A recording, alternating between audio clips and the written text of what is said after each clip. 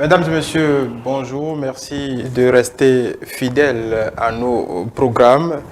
Comme je vous l'annonçais en début d'émission, nous allons parler du Bénin que nous voulons pour 2060. À quoi ressemblera notre pays d'ici 2060, l'année du centenaire, ou du moins, quel Bénin voulons-nous pour 2060? Le processus de formulation de la vision Bénin 2060 a été lancé cette semaine, le jeudi 23 novembre 2023. Nous allons revenir sur cet événement d'importance capitale pour le devenir commun de notre nation. Et pendant que Bénin Alafia 2025 s'étiole, il était peut-être temps, effectivement, de penser à la suite. Et pour parler de ce sujet, nous avons la chance d'avoir avec nous ce matin l'une des chevilles ouvrières de ce processus qui vient à peine d'être lancé. Je veux nommer M. Syria Kadekambi Edon, directeur général des politiques du développement au ministère du Développement et de la Coordination de l'action gouvernementale et secrétaire permanent du Comité national d'orientation et de supervision de la réflexion prospective. Monsieur Edon, bonjour. Bonjour, monsieur le journaliste. Bonjour, chers téléspectateurs. Voilà, je l'annonçais, on va peut-être commencer simplement par parler, évoquer la symbolique de ce qui a été fait jeudi dernier, Bénin, Vision 2060. Parlez-nous-en brièvement, au-delà même du contenu. C'est quand on l'entend, quand on lit, quand on voit tout ce qui a été dit, il y a une part de rêve, il y a une part, disons, de projection vers l'avenir. Dites-nous un peu de l'esprit de ce qui a été lancé jeudi passé. Alors, merci encore une fois de m'inviter à cette émission pour expliquer aux Béninois et à toute la nation ce qui motive cette vision, la nécessité de doter notre pays d'une vision de long terme, issue de ce qu'on appelle en planification des études prospectives de long terme. La cérémonie qui s'est voulue très officielle et très solennelle qui a eu lieu le jeudi dernier, c'était pour informer tous les Béninois qu'il y a un travail qui va démarrer pour construire ensemble le Bénin voulu, le Bénin rêvé d'ici 2060. Vous savez, la plupart des pays qui ont réussi à vraiment se développer, c'est parce qu'ils ont eu une boussole claire sur le long terme auquel toutes les populations adhèrent. Et dès lors que vous aviez l'adhésion sociale, l'adhésion générale de toutes les populations, il ne peut être détourné de cette route, cette balise que le peuple tout entier se sera tracé. Et donc, c'est pour cela que nous avions fait cette cérémonie, mais là, ce n'est que le point de départ. Et beaucoup ont pensé qu'il y avait déjà eu un document de vision élaboré. Non, le document, la vision, nous allons la définir ensemble avec tous les Béninois et ça prendra plus ou moins 1 an et demi, voire 2 ans pour pouvoir mettre en place, collecter les aspirations des Béninois, eux tous, qu'ils soient au Bénin ou à l'extérieur, pour qu'on puisse ensemble dire sur le plan sociétal, sur le plan économique, sur le plan social, sur le plan politique, environnemental et j'en passe, quel est le Bénin que nous voulons pour après 100 ans d'indépendance. Voilà. Je le disais dans mon introduction, nous connaissions tous Bénin Alafia 2025, ou du moins on entend parler, parce qu'il y a ce reproche qui a été même endossé par certaines personnalités ce jour-là. Qu'en reste-t-il de Bénin Alafia 2025? Alafia 2025 était un exercice formidable et je voudrais ici rendre hommage à toutes les personnes qui ont conduit ce processus-là, entre autres le président Amoussou qui était ministre du plan à l'époque et des grands noms des grands sociologues qui ont conduit ce processus et jusqu'à doter le Bénin d'une vision. Ils ont rêvé un Bénin en 2000 qu'ils voulaient, après une génération, ce que ça allait être. Et le rêve à l'époque disait que nous voulons un Bénin, un pays bien gouverné, à économie prospère, un pays de paix et un pays de rayonnement culturel. C'est beau, très beau. Mais cette Alafia, qui était le scénario retenu, parce que il y avait trois autres scénarios. Il y avait le Tonayon, qui était la prospérité, qui était jugé utopiste.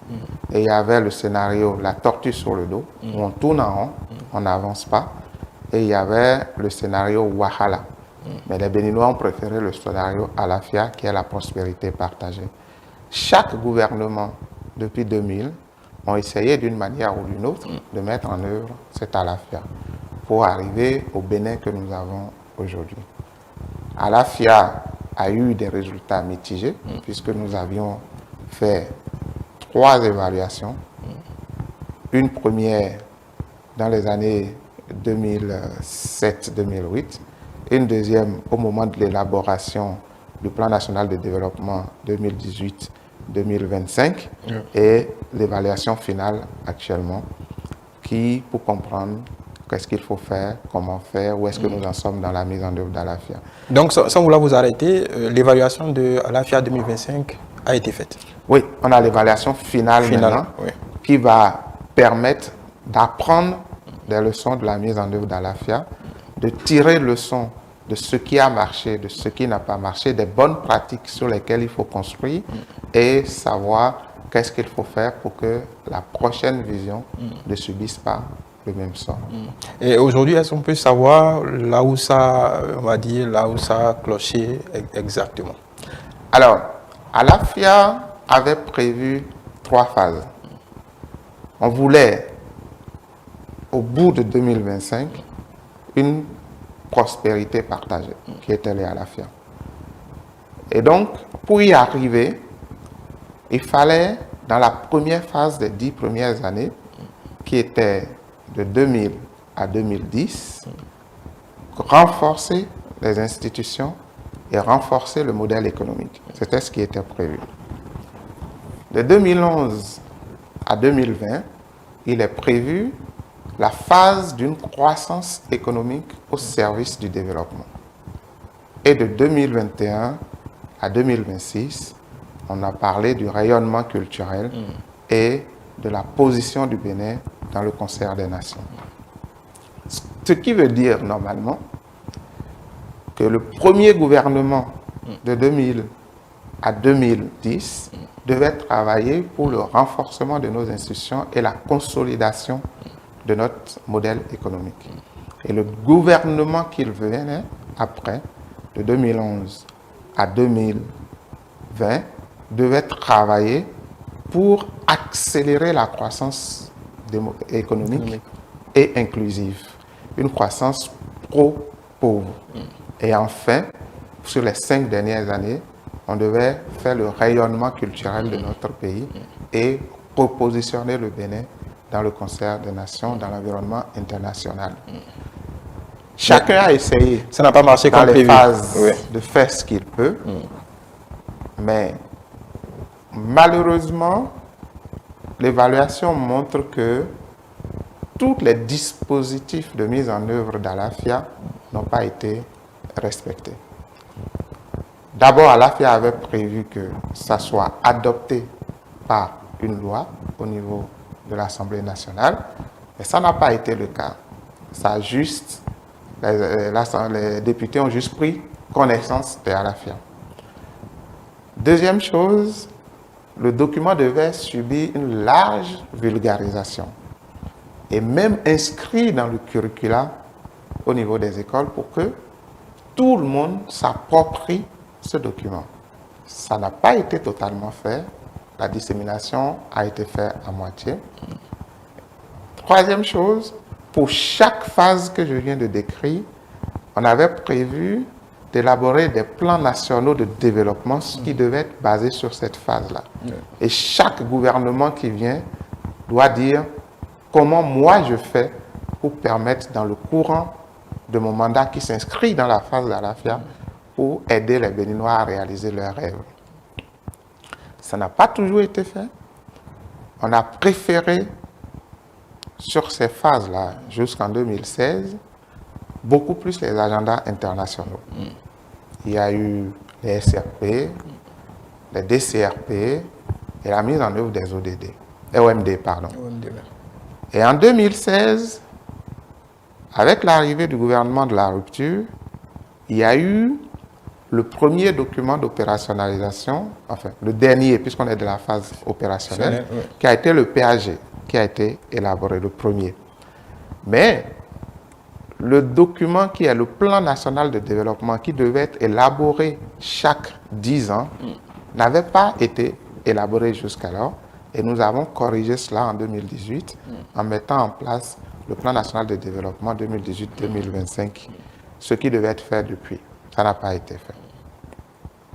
Et quand on regarde le PAG 1 et le PAG 2, on se rend compte que ça a vraiment tiré sa source des orientations d'Alafia. Alors que c'était le reproche qui était fait à ce gouvernement d'avoir mis Alafia de côté et de s'être concentré sur... Non, au contraire, contraire, j'ai défini les trois phases. Ouais. La consolidation, le renforcement des institutions et du système économique. C'est ce qui a été fait en 2016. De 2016 à 2021, le gouvernement s'est attelé d'abord à faire des réformes institutionnelles. On peut juger après chacun de sa position de la qualité de ces réformes, est-ce que ces réformes étaient nécessaires, mais il y a eu des réformes. Et ces réformes ont permis d'améliorer la gouvernance dans certains secteurs. Parce que la première source de mobilisation de recherche, la première source de richesse d'un pays, c'est de bien gérer ce que vous avez. C'est d'abord ça.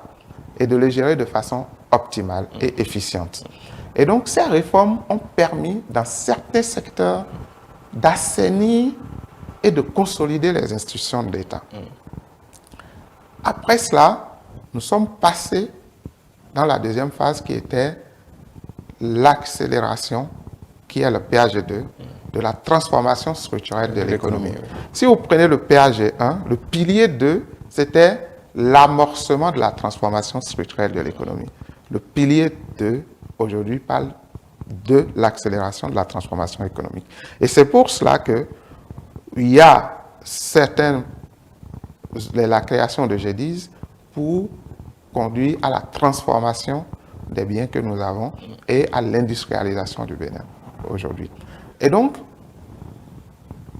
depuis 2016, Alafia est revenu au cœur de la planification nationale.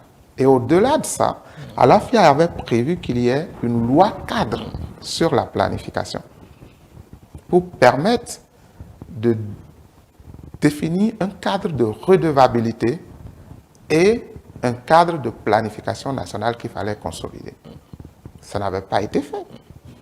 Aujourd'hui, ce projet de loi est devant l'Assemblée de la représentation nationale et sera, avec un peu d'espoir, adopté bientôt. Donc, nous avons appris des erreurs qui ont permis de rendre Alafia, d'avoir un résultat mitigé dans la mise en œuvre de Alafia pour que la vision 2060 ne subisse pas la même chose. L'une des grandes reproches qu'on a fait, c'est la non-déclinaison d'Alafia dans tous ces documents qui étaient prévus, la non-mise en œuvre de tous les moyens qui avaient été prévus par Alafia et enfin la discontinuité dans l'action gouvernementale. Et tous les Béninois le disent, souvent le nouveau régime qui arrive remet souvent tout en cause.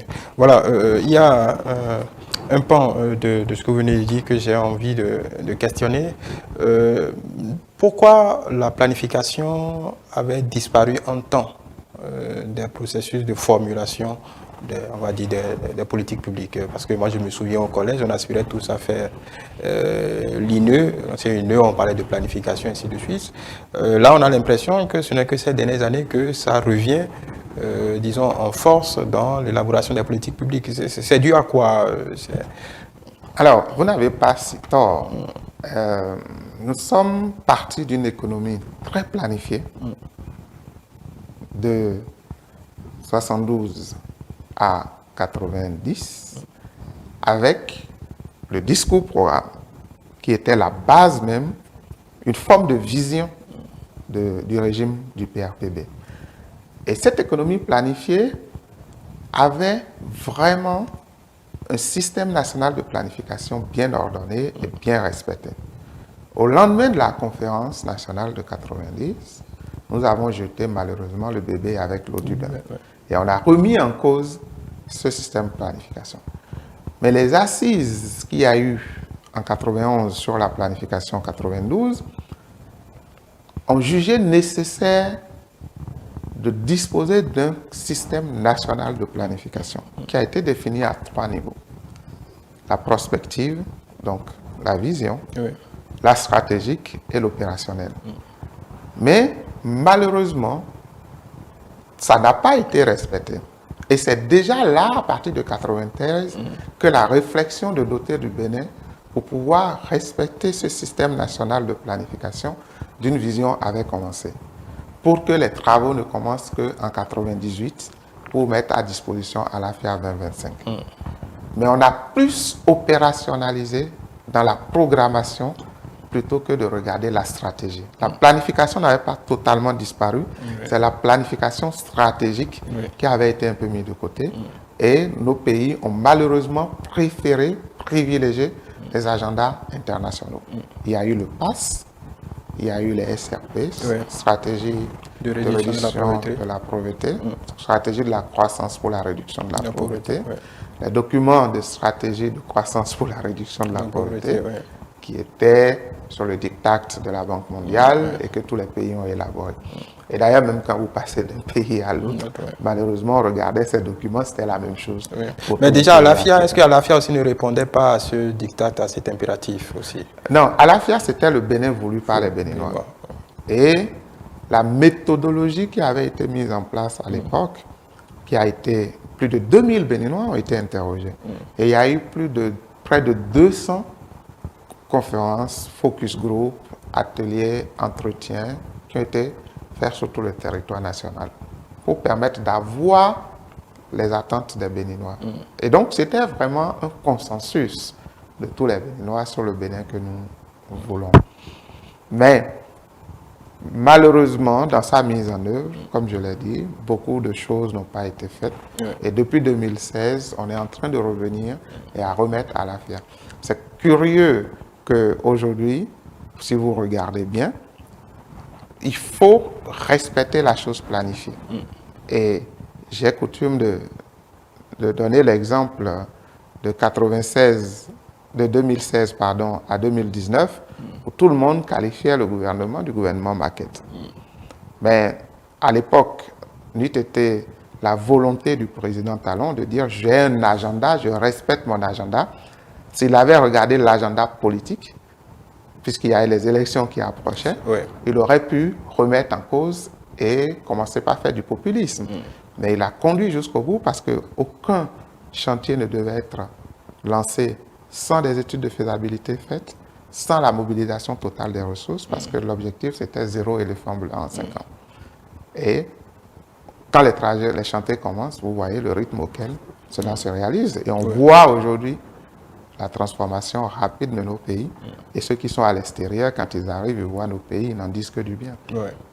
Alors, ces écueils-là qui sont apparus au goût du jour à la faveur de l'évaluation finale, comment vous comptez les corriger?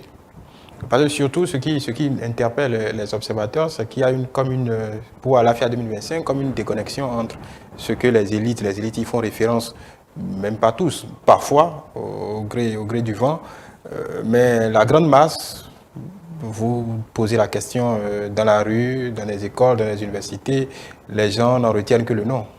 Fondamentalement, ils n'en retiennent pas grand-chose. Et même les élites, beaucoup en parlent sans savoir réellement ce qu'il y a dans les documents. Exactement. Donc vous avez tout à fait raison. Alors, la première, ce que nous avons appris aujourd'hui, c'est qu'il faudra, au final, une vision courte, que tout le monde est capable de dire en même temps. Quand vous prenez le Japon, leur vision, c'est être toujours premier.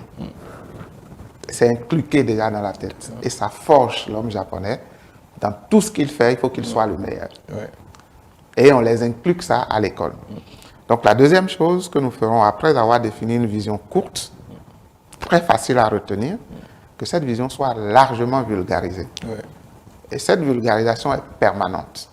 Et doit même pouvoir être inscrite dans le curricula des enfants à l'école pour les cours d'éducation civique et morale, où ils vont apprendre la vision et leur apprendre l'homme béninois dont les Béninois rêvent. Et l'autre chose, c'est beaucoup plus au niveau institutionnel, mettre en place des garde-fous. J'ai parlé de la loi cadre sur la planification et l'évaluation des documents de politique, qui va permettre de pouvoir imposer cette vision qui est voulue par tous les Béninois au gouvernement successif qui vient. Mais l'imposition, le garant de la vision, après tout, ne peut être que la population elle-même. Et pour qu'elle en soit garant, il faut qu'elle connaisse ce qu'il y a dans cette vision-là.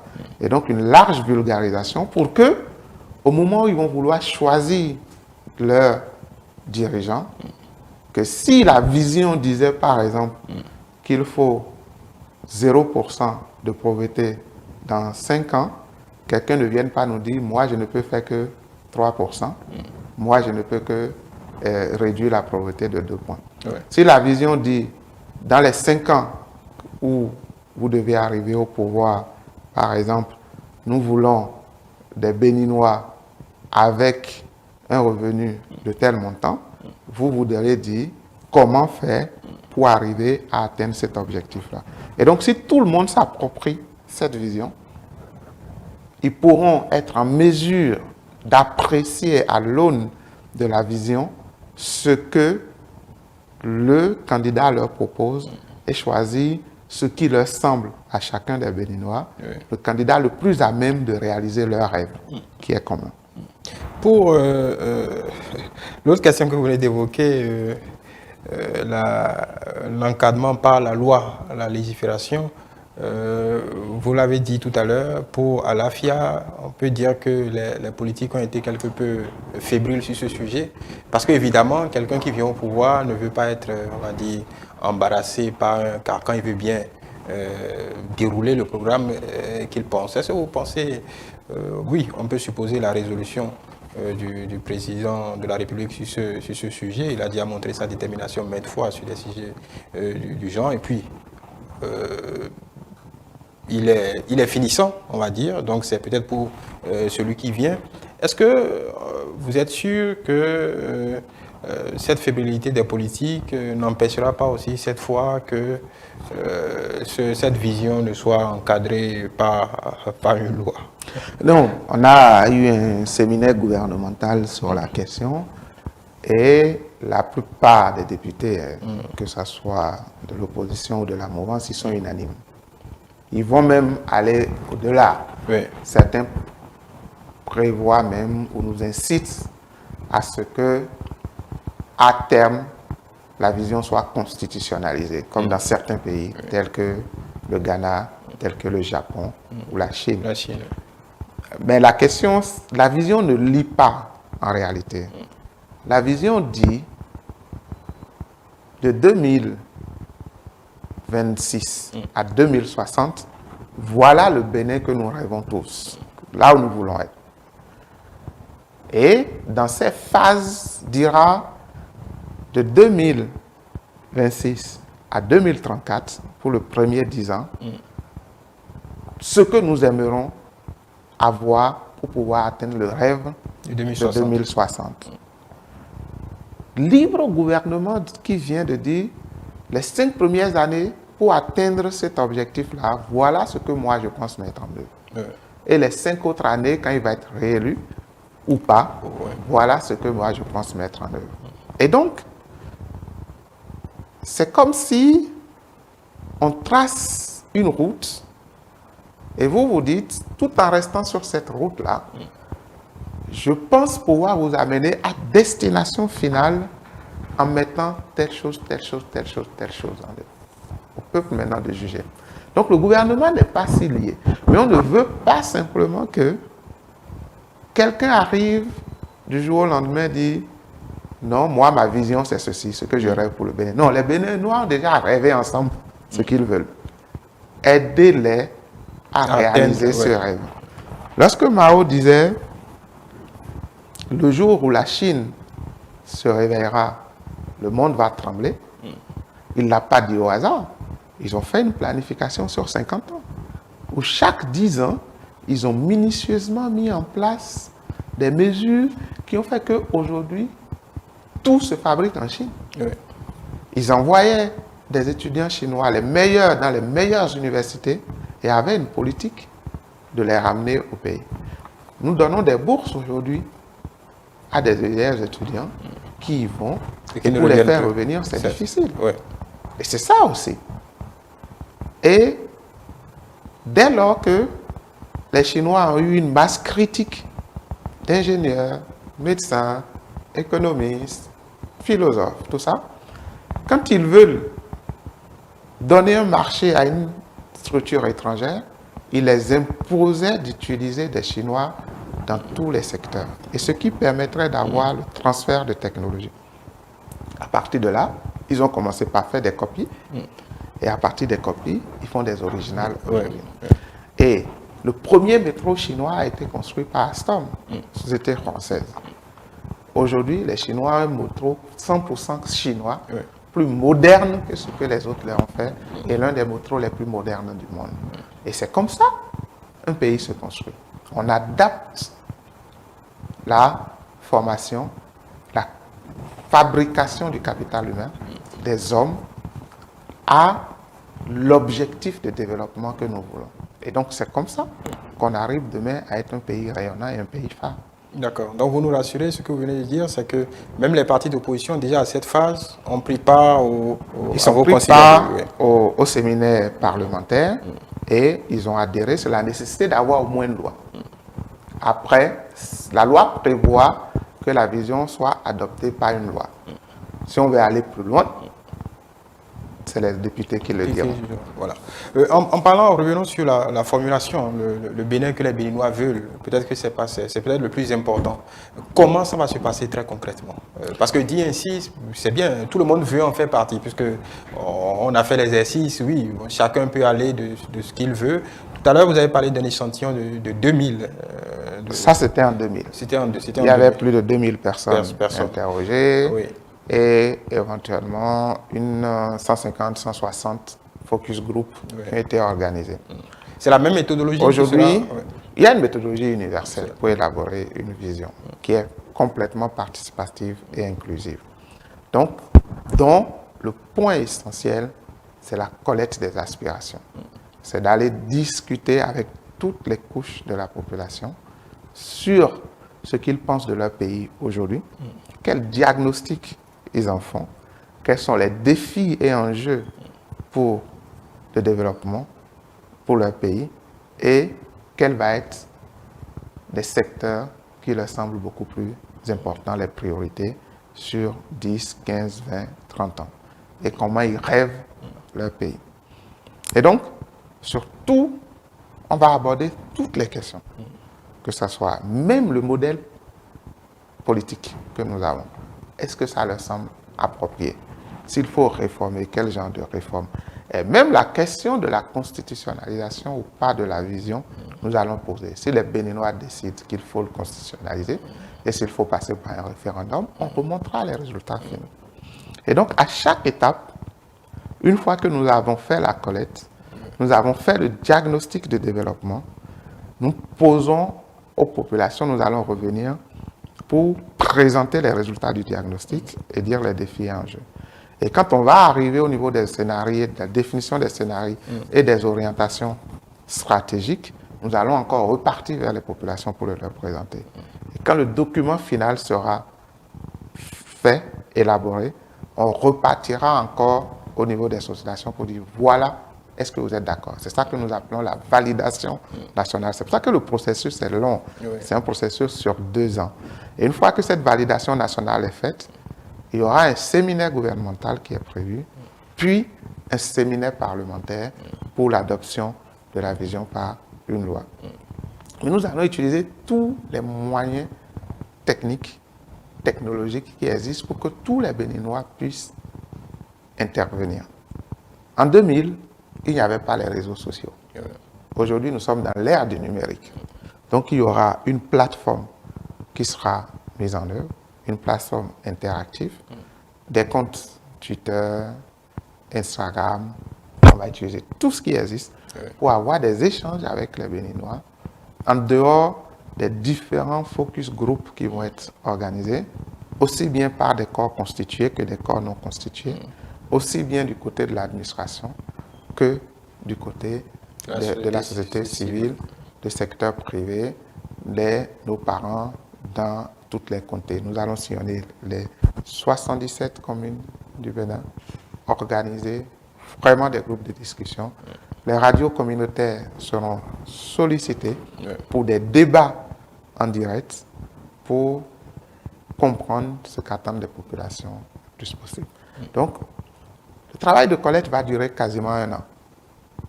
Et après, maintenant, on prend tous ces résultats. Il y a des modélisations qui existent. On va utiliser ces modèles pour arriver à sortir les aspirations, le scénario qui peut être accepté par nous tous. Alors, donc ça nous amène à mi-2025, fin... L'objectif dans la feuille de route, c'est qu'au fin premier trimestre 2025, donc plus ou moins en juin, le document de la vision est disponible et fait objet de validation nationale. Parce que ce que nous ne voulons pas, c'est qu'il y ait un vide dans la chaîne de la planification. Or, en 2025, deux documents majeurs de la chaîne de planification arrivent à échéance. La vision à l'AFIA et le PND. Et donc, quand nous allons élaborer la vision 2026, il faut qu'elle soit disponible avant la fin de l'année 2025. Et là, il faut élaborer son premier document d'opérationnalisation qui va être le plan national de développement 2026-2034. 35, pardon, parce que c'est 10 ans.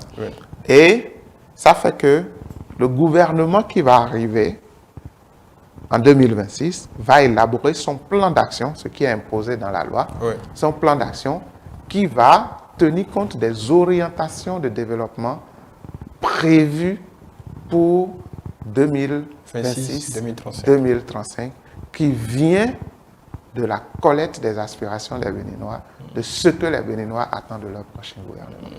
Voilà, en parlant de validation nationale, vous parlez de quoi précisément? Au-delà du gouvernement et de l'Assemblée nationale, on aura droit à un référendum. Comment les Béninois donneront quitus pour ce... Alors, par quels moyens les Béninois pour le moment, c'est la représentation nationale qui dira s'il faut aller au référendum ou pas. Ce n'est pas encore prévu.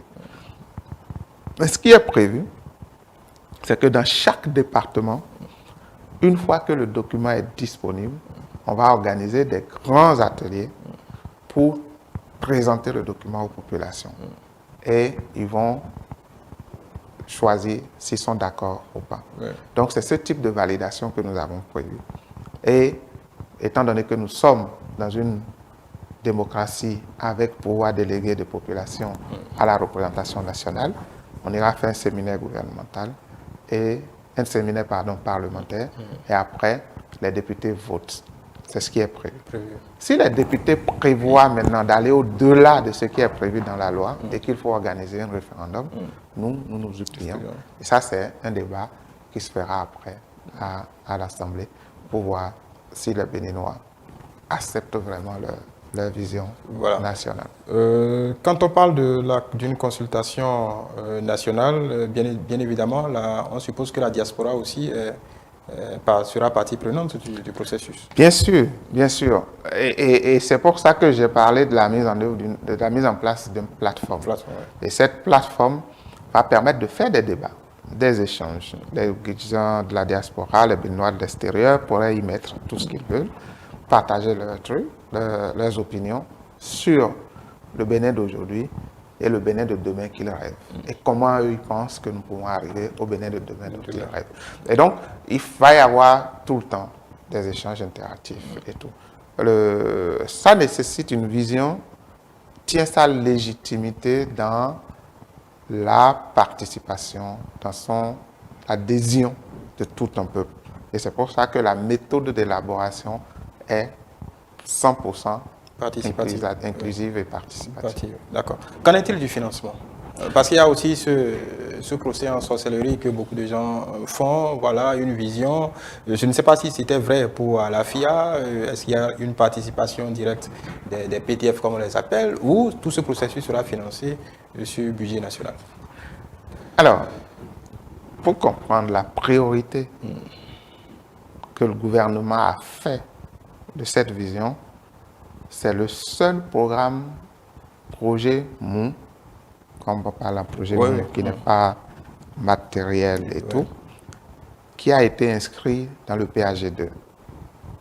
Il y a un projet qu'on a appelé le projet de renforcement du cadre national de planification et d'évaluation. Et ce projet a pour objectif de conduire à l'élaboration de la vision 2060. Et le budget national finance ce projet à plus de 80%. C'est juste le reste, près de plus ou moins 20% que les partenaires y mettent.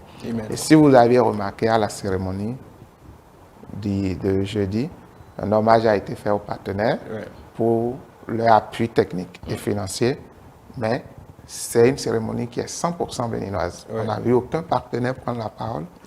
Et ça a été une cérémonie purement nationale parce que c'est une priorité nationale, c'est une question de souveraineté et le gouvernement y a mis suffisamment de ressources.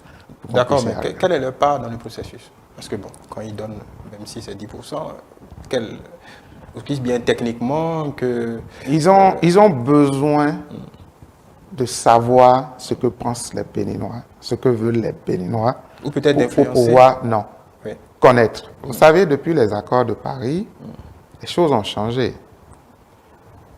Tout partenaire a obligation de s'inscrire dans le cadre de planification défini par le pays. Les erreurs qui sont passées de 2000, dans les années 90-2000, c'est parce que les pays africains n'étaient pas dotés d'un cadre de planification bien clair ici. Et comme ils n'avaient pas de documents de planification, on a élaboré les SRP, des CRP sous l'influence des partenaires. Mais si vous aviez remarqué, depuis 2016, tout partenaire s'inscrit dans le PAG. Et le Bénin a été même des pays qui refusent des financements parce que ça ne rend pas à l'objectif qui est prévu dans le PAG. Le Rwanda avait très bien fait ça. Et ça a permis au pays de bien utiliser l'aide publique au développement et les fonds des partenaires. Il ne faut pas penser que le fonds des partenaires, c'est gratuit. Et que parce qu'il y a l'argent, il faut à tout prix concevoir quelque chose qui va permettre. Quand ça ne rentre pas dans les objectifs du pays, on le refuse. Il y a eu un exemple simple que je peux vous donner. Au lendemain de Covid, tous les partenaires se sont réunis, les bailleurs, pour dire nous allons annuler la dette des pays africains. Et le Bénin a dit non, moi je ne veux pas qu'on annule ma dette. Je peux payer ma dette parce que j'ai fait des réformes structurelles qui m'ont permis d'utiliser à bonne échéance mes dettes et de rendre mon économie résiliente. Au lieu d'annuler ma dette, parce qu'annuler, c'est d'envoyer le signal que le pays est en difficulté. Je préfère qu'au même moment que vous tous, pays développés, avoir accès aux mêmes instruments financiers que vous. Et on a été les seuls à porter ce message-là. Et ça a marché. Donc, nous ne sommes pas sous la dictate des partenaires. D'accord. Juste une petite parenthèse, vous venez de parler des partenaires techniques et financiers, l'aide au développement. Que pensez-vous du procès qu'on fait habituellement, puisque vous êtes un technicien de la chose, à l'aide au développement en général? Nous traversons un temps où on remet tout en cause, mais techniquement, est-ce que remettre en cause tout ce qui est fait, dit oui, bon, l'aide au développement ne sert à rien, c'est un instrument de coercition. Qu'en est-il très précisément? Vous savez, tout instrument peut être utilisé, peut être aidé comme ça peut desservir. C'est la manière dont on l'utilise, le plus important. C'est vrai qu'il y a beaucoup de procès aujourd'hui à l'aide au développement, mais vous aviez des ressources qui sont disponibles. Si vous utilisez ces ressources à bonne échéance, ça vous amène à avoir des résultats. J'ai donné tout à l'heure l'exemple de Rwanda, qui a sa feuille de route et dit, si vous voulez mettre 1 franc pour dire que vous voulez nous aider, ça ne sera pas pour implémenter votre agenda, mais pour implémenter mon agenda à moi. Et c'est ce que nous avons fait au Bénin avec les PAG 1 et 2. Donc c'est l'utilisation, plutôt l'orientation de l'aide au développement qui est important. Pas le fait de savoir si cette aide peut aider à quelque chose ou si ça permet d'assouvir un peu plus les pays. Il y a plein de polémiques aujourd'hui. On remet tout en cause, on rejette tout, mais nous sommes dans un monde interconnecté et la Covid l'a montré. Une maladie qui a commencé en Chine, au début on disait c'est la maladie des Chinois, on chantait même, on dit c'est la maladie des Chinois. Après c'est arrivé en Europe, on dit c'est la maladie des Blancs, que ça ne touche pas les Noirs jusqu'à ce que ça arrive chez nous. Ça a voyagé, parce que aucun pays ne vit aujourd'hui en vase clos et nous sommes tous, autant que nous sommes, responsables de la planète Terre et l'interaction que nous pouvons avoir doit permettre à tout un chacun de tirer profit et de défendre ses intérêts. Le plus important, c'est comment nous défendons dans ces échanges, dans le concert des nations, les intérêts, les nôtres. Mais pourquoi ce discours, vous êtes un cadre important du ministère du Développement et de la coordination de l'action gouvernementale, mais pourquoi ce discours n'est pas plus, disons, pourquoi vous n'en faites pas beaucoup plus la pédagogie, surtout en cette période, parce que sans vouloir faire, ce n'est pas une question colle, l'actualité tombe bien. La France, je pense que la France est devenue le premier partenaire, par exemple, économique du Nigeria. Les investissements directs, l'aide bilatérale, ils sont deuxièmes après la Chine. Pendant qu'en Afrique francophone, on fait tous les procès qu'il y a. De l'autre côté, les anglophones, et pas seulement le Nigeria, le Kenya, l'Afrique de l'Est en profitent. Pour prendre cet exemple bien précis, puisque quand on parle de la France, on connaît bien le contexte. Alors, face à cette réalité et le discours qu'on attend un peu partout, est-ce qu'il n'y a pas besoin de faire un peu plus de pédagogie par rapport à cette question? Parce que même les élites qui sont censées nous éclairer, beaucoup abondent dans ce sens, tirent à boulet rouge sur l'aide au développement. Donc il n'y a pas de discours médiane pour venir, disons, mettre, si on peut le permettre, les points sur les i. Voilà comment ça se passe très précisément. C'est un peu le pragmatisme anglo-saxon. Les pays anglo-saxons, c'est business is business. Peu importe la main qui est derrière. L'essentiel, c'est le win-win. Partenariat gagnant-gagnant. Les francophones, on est un peu plus regardant et on philosophe beaucoup. Et vous donnez l'exemple de la France. C'est un peu une relation un peu tumultueuse entre le dominant, l'ancien dominant et, entre guillemets, l'esclave affranchi. Et donc, du coup, on veut montrer au maître que nous ne sommes pas sous ta coupe, on est rebelle. C'est comme un enfant qui se fâche, sort de la maison de ses parents et il veut être indépendant, il ne veut rien devoir aux parents. Et le moins lien qu'il peut y avoir avec les parents, il veut toujours montrer que lui, il s'assume. C'est ça qui explique un peu cette relation tumultueuse. Et le comportement de la France envers les pays francophones et les pays anglophones n'est pas totalement pareil. Donc c'est à nous-mêmes, et comme je l'ai dit, d'imposer et de savoir que les actions que nous menons vont dans le sens de ce que nous voulons. Et c'est ce qui se fait. Moi, je peux vous dire, au niveau, depuis 2016 que je suis à la place, je suis arrivé en 2019 à la place où je suis aujourd'hui, on a une ligne directive claire. Dans les réflexions stratégiques de nos pays, même si les partenaires nous appuient financièrement, ils ne prennent pas part. Nous décidons entre nous d'abord béninois pour dire voilà ce que nous pensons pour tel secteur et on peut leur dire maintenant Voilà la feuille de route qu'on a pour le secteur de l'eau, le secteur de l'éducation, le secteur de l'énergie. Si vous voulez nous appuyer, appuyez-nous. Donc, la réflexion stratégique, la définition des objectifs stratégiques se fait par les Béninois. Quand on finit maintenant, on peut faire appel à tous les moyens nécessaires pour leur mise en œuvre. Et ces moyens nécessaires, on ne doit pas se limiter aux nôtres, puisque comme j'ai eu à le dire, nous sommes dans un monde interconnecté.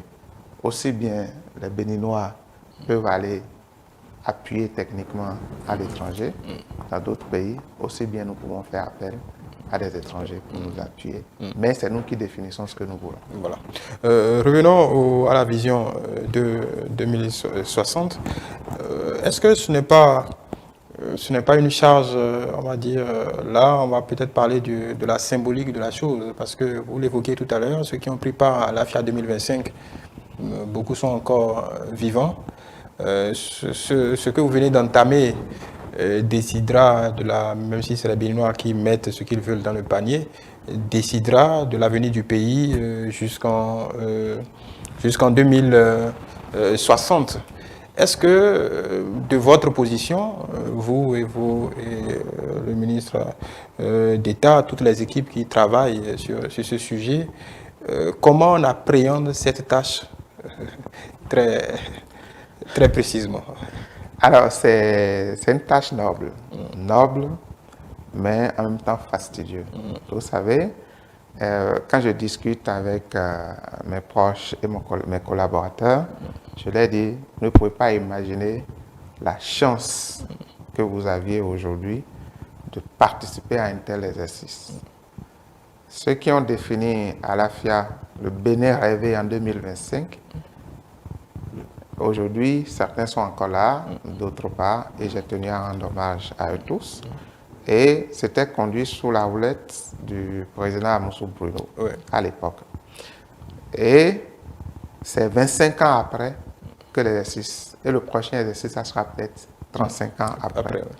Donc, dans la vie d'un homme, c'est une seule fois qu'on arrive à être partie prenante de ça, à rêver. Et donc, c'est une bénédiction de rêver ensemble un pays, de le mettre, le construire, l'imaginer, et demain peut-être regarder de loin et dire, nous l'avons pensé, ça sert, ils l'ont fait. Et ça, c'est ça qui fait que malgré la tâche, malgré le poids de cette tâche, nous sommes très déterminés et très motivés à conduire. Nous ne l'élaborons pas seuls. Dans le comité technique, si vous regardez, il y a tout, aussi bien au niveau de l'exécutif, au niveau du contre-pouvoir, au niveau des institutions, la société civile, les religieux, les chefs traditionnels. On a eu des représentations de toutes les couches de la population pour le cadre technique, comme pour le cadre d'orientation. Et après, il y aura des groupes thématiques où tout le monde pourra y participer avec des personnes ressources qui vont nous permettre de pouvoir évoluer.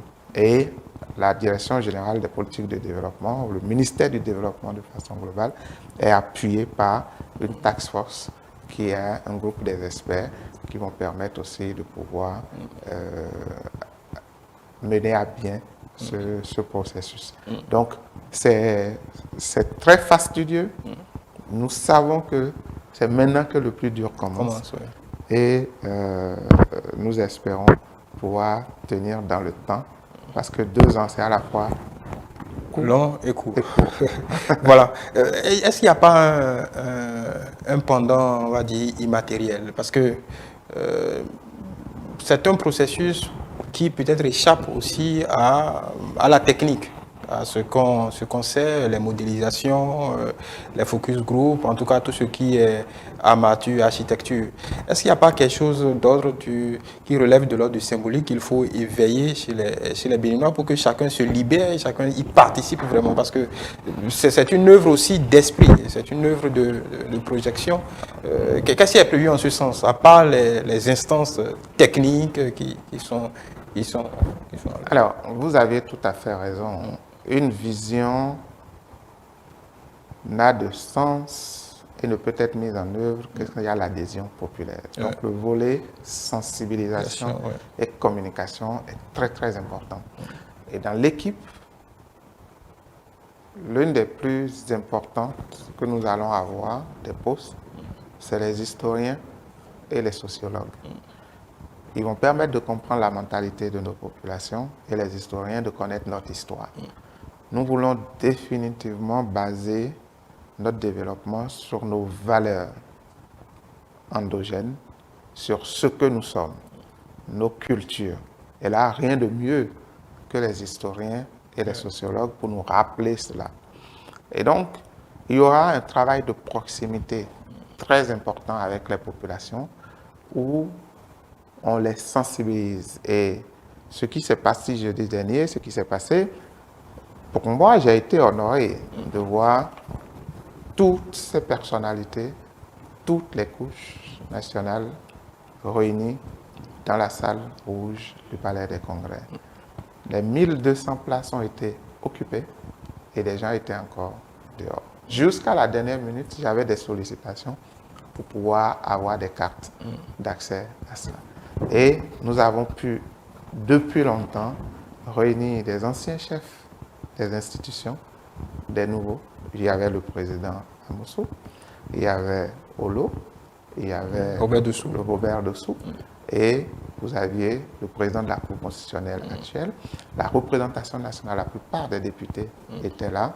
Il y avait des jeunes étudiants, des élèves, des universités, des têtes couronnées qui étaient là, des religieux, toutes les configurations religieuses. Et donc, c'était quand même une union nationale autour. Et nous comptons à maintenir cette ferveur pour que, et sensibiliser vraiment les populations pour qu'on puisse avoir vraiment ce que vous avez dit, que chacun se libère et apporte. Donc, au-delà de la technique, il y a l'approche humaine, la mise en confiance des gens. Il y a des personnes qui savent le faire très bien et nous comptons vraiment sur eux. Et l'exercice va au-delà d'un ministère, au-delà d'un gouvernement. Tous les Béninois doivent se sentir concernés et chacun doit savoir que c'est son rêve qui va être matérialisé demain. Et si on n'exprime pas ce dont nous rêvons, on sera passé à côté de quelque chose. Et on sera frustré. Oui. Voilà, je ne peux pas vous avoir sans vous poser la question par rapport aux assises nationales qui étaient prévues pour la démographie. Où en est-on? Est-ce passé au calendrier grec? Puisque on l'annonçait pour novembre, je crois, on n'en entend plus parler. Le sujet est toujours d'actualité. La question réelle, c'est de se demander si le développement de notre pays doit intégrer les questions démographiques. Oui. Il y a plusieurs pans qu'on active. Il y a le plan économique, social et autres. Mais tout ça n'a qu'un seul point commun, c'est l'homme. Oui. L'homme grand H. Donc je ne peux pas développer au détriment de l'homme. Mais si je dois développer avec l'homme, il faut que j'arrive à, d'une manière ou d'une autre, intégrer l'évolution de la population dans ce politique de développement, dans ce développement que nous voulons. Et c'était ça la problématique même des assises. Rien n'était décidé. Beaucoup de personnes ont dit on veut réduire les petits convenants. Oui, justement. Est-ce que en réalité, comment vous avez perçu? L'idée était de dire le constat, c'est le rythme auquel nous croissons aujourd'hui. On n'a pas dit qu'on est nombreux. Oui. Je ne sais pas si les gens arrivent, si vous comprenez bien. Oui, justement. C'est le rythme auquel nous croissons aujourd'hui qui est plus rapide que notre développement économique qui fait qu'on a du mal à accroître le revenu par tête et à satisfaire durablement la lutte contre la pauvreté et à satisfaire durablement le Béninois. Parce que si vous aviez 50 000 naissances, on est autour de 350 000 soldes nets de Béninois qui s'ajoutent chaque année.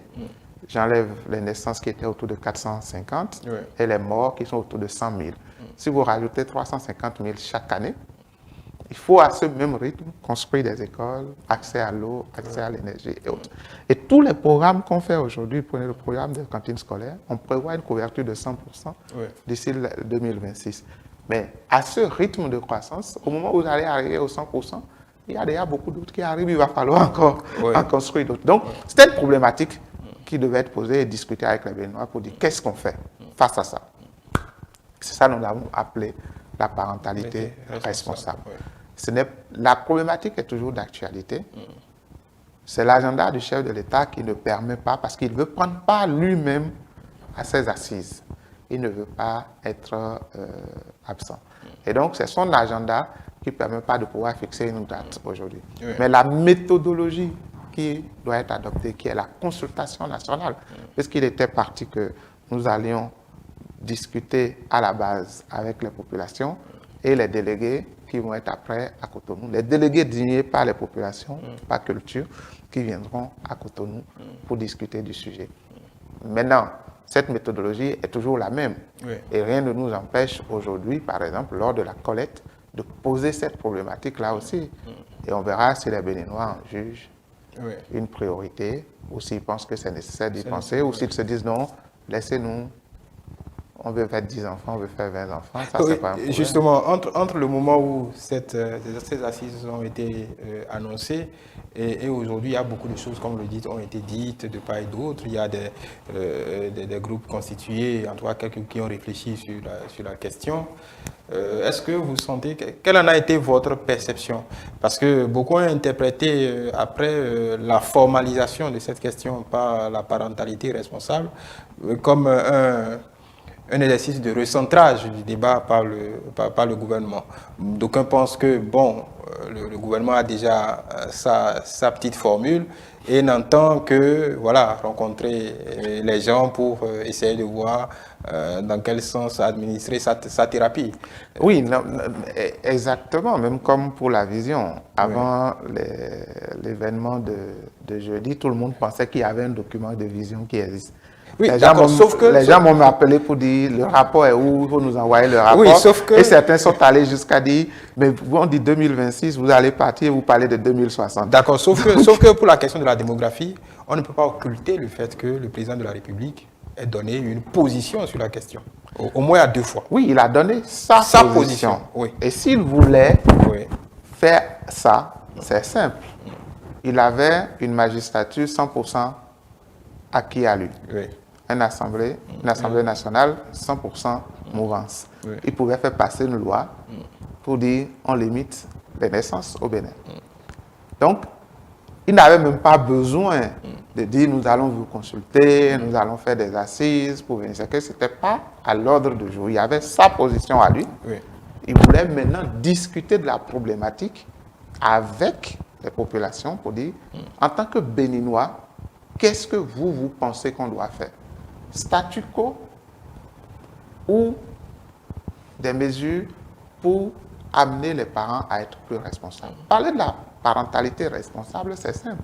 C'est de dire que vous allez faire des enfants selon vos capacités à les éduquer. Et quand je parle de capacité, je ne parle pas seulement de l'argent. Et c'est non seulement pouvoir nourrir ces enfants-là, mais pouvoir les instruire, pouvoir les accompagner dans leur vie.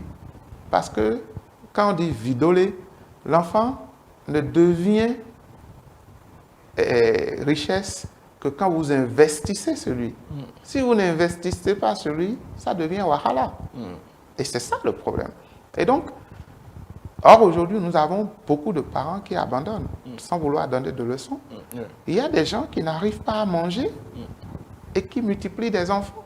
Vous-même, vous n'arrivez pas à vous nourrir. Comment vous allez nourrir le petit qui vient? Un enfant n'est pas fait pour aller mendier dans la rue. Un enfant n'est pas fait pour aller travailler au champ. Il doit aller au minimum, lui donner la chance demain de pouvoir dire « Moi, je veux être agriculteur, forgeron, mécanicien, couturier ou ingénieur ou avocat et autres. » La seule chose qui donne cette chance, c'est l'école. Au moins, l'enseignement de base. Il peut arriver à un certain niveau et dire, bon, Maintenant, on peut juger que tu as suffisamment la base qu'il faut. Même un couturier qui a été à l'école et un qui n'a pas été à l'école, ils ne réfléchissent pas de la même manière, ils ne sont pas à la même performance.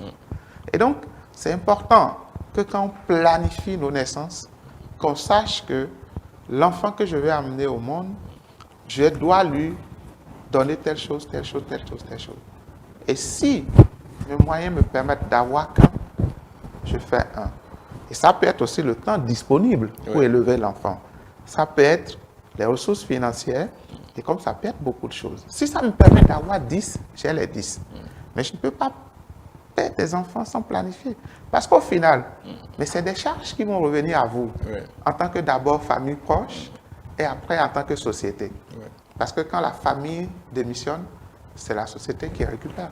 Et ça agit sur nous tous. C'est tout. Mais en même temps, il y a des thèses qui disent qu'il suffit que des écoles soient ouvertes pour que les gens se paramètrent eux-mêmes. Plus les femmes vont à l'école, plus elles sont éduquées, mieux, en fait, la répercussion est pratiquement naturelle sur le taux de fécondité. Lorsqu'on regarde aujourd'hui les études, c'est ça que ça dit. Mais il y a le volet beaucoup plus psychologique, social, sociétal qui existe. Vous pouvez avoir fait 10 ans d'études en tant que femme, grand médecin de son état ou grand ingénieur de son état. Dès que vous êtes marié, si au bout d'un an, vous n'avez pas d'enfant, c'est la pression qui commence par vous mettre la pression. La pesanteur sociologique, oui. C'est quelle femme tu as pris, elle est là à la maison, elle n'a pas encore fait d'enfant, qu'est-ce qu'il y a? Et si il y a un truc, paf, la famille te cherche une deuxième femme dehors pour dire, bon, nous on a besoin d'héritage, il faut faire des héritiers. Nous avons, depuis plusieurs années, mis en place la gratuité d'école et le secondaire premier cycle pour les filles, voire second cycle. On a renforcé ces derniers temps la loi sur le harcèlement et la protection des filles, en punissant aujourd'hui toute relation amoureuse entre un apprenant et son étudiant, en renforçant la lutte contre le mariage précoce. Mais malgré ça, vous voyez que à partir du secondaire, second cycle, donc l'âge de puberté, beaucoup d'enfants sont déscolarisés, beaucoup de filles. Et le gap qu'il n'y a pas au niveau du primaire et du secondaire, où le ratio homme-femme est à peine quasiment à 0,1, c'est-à-dire à 100%, lorsqu'on passe au secondaire, second cycle, on a un décrochage plus important. Parce que les filles sont mariées dès qu'elles commencent par avoir leur première règle, ou c'est des grossesses précoces. Et ce n'est plus même dans le milieu scolaire, c'est dehors. Et ça, qu'est-ce qu'il faut faire de plus pour maintenir? Et la question que nous voulons poser, c'était les leviers sur lesquels agir pour maintenir les enfants à l'école, par exemple, pour faire que la parentalité responsable soit d'actualité. Il n'y avait pas de mesure qui allait dire nous allons prendre un test pour interdire, pour limiter le nombre de naissances. Donc, pour ça, on n'avait vraiment pas besoin des assises. Tout ce qui est dit en théorie, que plus elle est instruite, moins elle fait d'enfants, plus elle planifie, c'est vrai. Mais qu'est-ce qu'on fait pour qu'elle soit instruite, par exemple, si on doit jouer sur des leviers? Qu'est-ce qu'on fait pour que nos enfants ne soient pas mariés de façon précoce? Qu'est-ce qu'il faut faire pour protéger les femmes dans leur activité et au contraire? On a beaucoup de textes juridiques aujourd'hui qu'on essaye que va être appliqué, mais les mentalités sont dures. Il faut quand même à un moment donné, les populations s'assiedent, se regardent en face et discutent et demandent la société dont nous rêvons. Et cet exercice, c'est aussi ce qu'offre la vision pour la méthode de la vision 2060, Ouais. où sur tous les sujets de la société, y compris même ce sujet-là, les populations vont devoir discuter et parler et donner leur point de vue. D'accord. Il nous reste quelques minutes pour sortir de cet entretien. Deux questions. Votre ministre défendait le budget, son budget à l'Assemblée cette semaine, si j'ai bonne mémoire.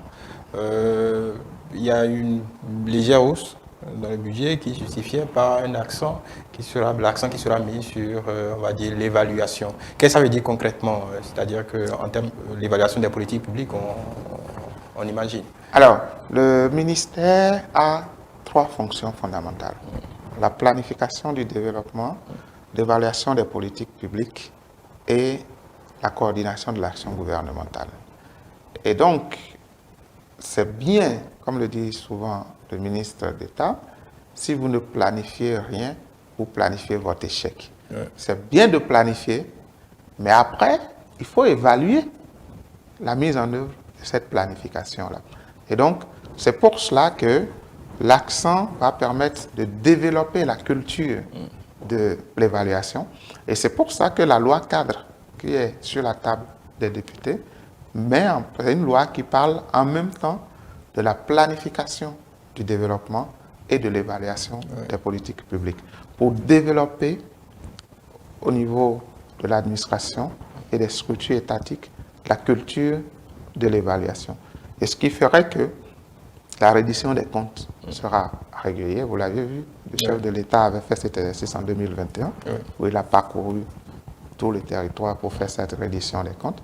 Nous voulions que le gouvernement, les institutions d'État, dans la culture de la gouvernance béninoise, que la question de la redevabilité soit une priorité. Et c'est pour cela, pour développer cette culture, que l'accent sera mis sur la planification de long terme, donc la vision, mais aussi sur l'évaluation. Voilà. On l'évoquait tout à l'heure, vous évoquiez la plateforme de Godibé. On sent ces dernières années encore, il y a des balises qui sont claires en termes de transformation structurelle de l'économie.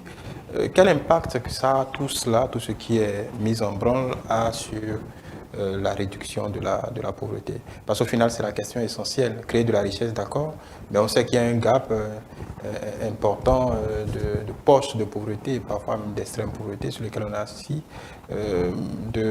puisque c'est votre ministère qui scrute réellement ces signaux-là.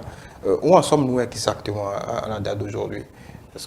Alors, lorsqu'on regarde les indicateurs, le taux de pauvreté monétaire a baissé. On est passé de 44% en 2016 à aujourd'hui autour de 36%. Ça va être confirmé par le RGPS qui est en cours pour avoir des nouveaux taux réels. Et ces actions, il y a toujours un effet de temps dans ce qui se fait, la création de la richesse, sa distribution, et le ressenti, la perception des populations. Beaucoup de choses ont été faites, mais tant qu'il reste à faire, rien n'est fait, comme on dit souvent. Et donc, on ne peut pas s'auto-satisfaire de ce qui est fait. On sait qu'il y a des choses qui sont faites. On sait qu'en venant de très loin, qu'il y avait beaucoup d'attentes. Certains ont été comblés, d'autres pas. Et on continuera à œuvrer pour avoir une croissance pauvre. Le choix du gouvernement est de mettre l'accent sur le social, mais de façon à ne pas donner du poisson aux gens, mais à leur apprendre à pêcher. Et c'est pour cela qu'il y a eu ce courage de réformer le système éducatif et de dire désormais, nous allons tout mettre en place pour orienter les apprenants pour que 70% des sortants d'ici 2030 de l'éducation sortent du système professionnel et seulement 30% dans le général. Pour que quand vous allez sortir, vous puissiez soit entreprendre facilement ou trouver un boulot facilement. Et ça, la meilleure façon de réduire la pauvreté, c'est de jouer sur le travail, l'emploi. Le meilleur social, c'est de permettre aux gens de pouvoir travailler. Et quand vous prenez le programme ARCH, il a été conçu comme ça. Renforcement de capacité, mise en place de financement pour aider les gens à développer leur activité, et l'assurance maladie. Et on sait très bien qu'il y a certaines personnes qui ont, dans une forme de pauvreté, pour que ces personnes puissent devenir autonomes, il faut leur donner d'abord leur dignité. Et pour leur donner leur dignité, il faut qu'ils soient bien soignés et il faut qu'ils aient de quoi manger, s'habiller, se laver. Et c'est pour cela que les extrêmes pauvres, qu'on appelle aujourd'hui les privilégiés de la République, ont le programme H gratuitement. Quand ils sont malades, ils peuvent aller se soigner sans débourser un seul franc. Et il y a des programmes sociaux qui font des transferts directs à ces personnes-là, tant que le programme Bessoké, tel que le projet Suède, pour les aider à avoir le minimum nécessaire à aller chercher du travail et sortir définitivement de la dépendance. C'est ça, la conception du social du gouvernement, et c'est pour cela qu'on développe aujourd'hui une forme d'industrialisation pour créer des emplois et permettre à tout un Béninois d'avoir du travail et d'avoir le quotidien. Voilà, on a fini, on a fait le tour de la question qui nous a réunis ce matin, du moins je l'espère. Donc je vais peut-être avec vous un appel à lancer à tous ceux qui nous écoutent, nous entendent, nous voient. Je voudrais d'abord vous remercier pour l'opportunité qui m'a été offerte d'être ici aujourd'hui. Je voudrais aussi remercier toutes les personnes qui se sont déplacées le jeudi dernier au Palais des Congrès lors du lancement du processus et appeler tous les concitoyens, tous les citoyens béninois à se mobiliser pour vraiment participer aux débats qui vont permettre de définir ce Bénin dont nous rêvons. J'avais terminé mon propos le jeudi avec une citation populaire africaine qui dit « Seul, on va vite, ensemble, on va plus loin ». Donc, mettons-nous ensemble pour rêver notre pays grand et aller très loin avec notre pays. Merci, on va finir là-dessus, sur cette belle citation. Merci, M. Syria Kadé-Kambi-Edon. Je rappelle que vous êtes directeur général des politiques de développement au ministère du Développement et de la Coordination de l'action gouvernementale et secrétaire permanent du Comité national d'orientation et de supervision de la réflexion prospective qui va bien évidemment présider à la formulation de ce processus Bénin Vision 2060. Merci. Puisque on peut se dire qu'on a la primeur de l'information. Merci à vous pour votre disponibilité. Mesdames et messieurs, merci de nous avoir suivis en espérant que vous ayez glané ici et là quelques réponses à vos questions. Merci de nous avoir suivis.